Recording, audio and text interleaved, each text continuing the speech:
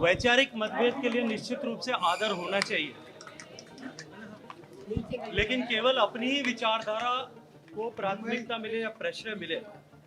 और उसके विपरीत बात करने वालों को हम हिंसात्मक तरीके से या इस तरह से क्रोध करके और उसको दबाने की कोशिश करें, ये लोकतंत्र में कतई स्वीकार नहीं हो सकता। कल्याण बनर्जी साहब ने जिस तरह का आचरण और व्यवहार किया है, वो न केवल संसदीय परंपराओं का अपमान है, संसदीय संस्थाओं का अपमान है, न केवल संविधान का अपमान है, संवैधानिक व्यवस्थाओं का अपमान है, अपितु उन लाखों मतदाताओं ने जिन्हें उनके चुन करके संसद में भेजा है, उन मतदाताओं के विश्वास का भी जो है अपमान उन्होंने किया है। और लोकतांत्रिक व्यवस्था में इस तरह के अपमान को कतई स्वीकार नहीं किया जा सकता। मैं तो कांग्रेस पार्टी और इंडी गठबंधन के सारे नेताओं से इस बात को पूछना चाहता हूं कि वो अपने इसमें आपका क्या स्टैंड है, वो स्टैंड उनको स्पष्ट करना चाहिए। राहुल गांधी जी से लेकर के इंडी गठबंधन से जुड़ी हुई सब पार्टियों को, जो गठबंधन में साथ थी, उन सब को या तो वो इस विषय का खंडन करें या देश की जनता को जवाब दें कि इस तरह के अलोकतांत्रिक व्यवहार को लेकर के उनकी क्या मानसिकता है। देवताओं के समय से नारद मुनि का चर्चा आती है कि नारद मुनि का वाहक के रूप में, एक पत्रकार के रूप में समाचारों को आदान प्रदान का कार्य था। उसी परंपरा और श्रृंखला के साथ में हमारे सब पत्रकार बंधु निर्भीक होकर लगातार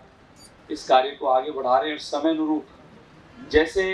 परिवर्तन हो रहा है, उस अनुरूप इस कार्य को निरंतर बहुत अच्छे से कर रहे हैं। किन्हीं का सम्मान हुआ, किन्हीं का सम्मान आगे होगा, लेकिन सम्मान सबका है, क्योंकि आप निरंतर बिना किसी भेदभाव की सबके लिए, बस मेरा निवेदन यही रहेगा, भले वो सोशल मीडिया का प्लेटफॉर्म हो, इलेक्ट्रिक मीडिया हो, प्रिंट मीडिया हो, अनगिनत किसी प्रकार के आप कलम के सिपाही कहीं भी आप खड़े हों,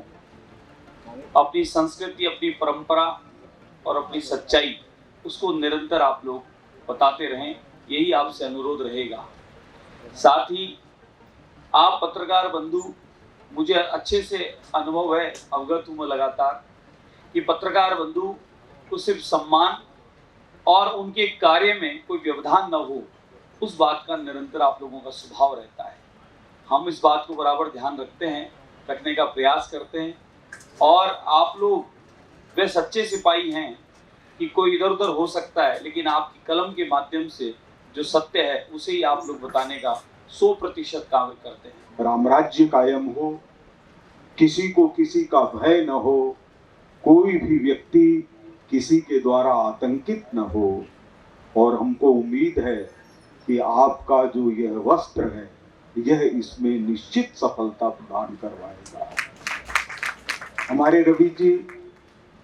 अगर कहा जाए कि पत्रकारों का कोई गैर पत्रकार सबसे ज्यादा साथी है, तो सब इस बात को स्वीकार करेंगे, क्योंकि कोई 11 बजे, कोई 12 बजे, कोई 1 बजे कहीं भोजन नहीं करता रहा होता और लगता कि भूख लगी हुई है, तो सीधे राजा पार्क में जाकर के भोजन करते थे। पहले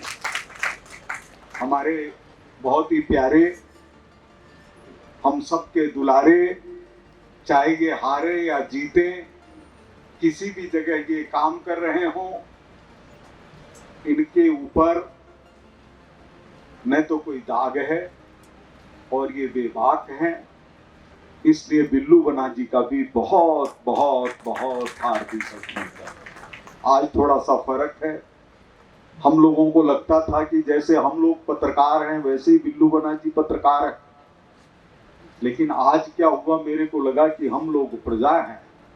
और आज ये साफा पहनने के बाद में राजस्थान में राजा महाराजाओं की अलग ही जगह रही हुई है, तो उस रूप में भी आपका सम्मान करते हैं।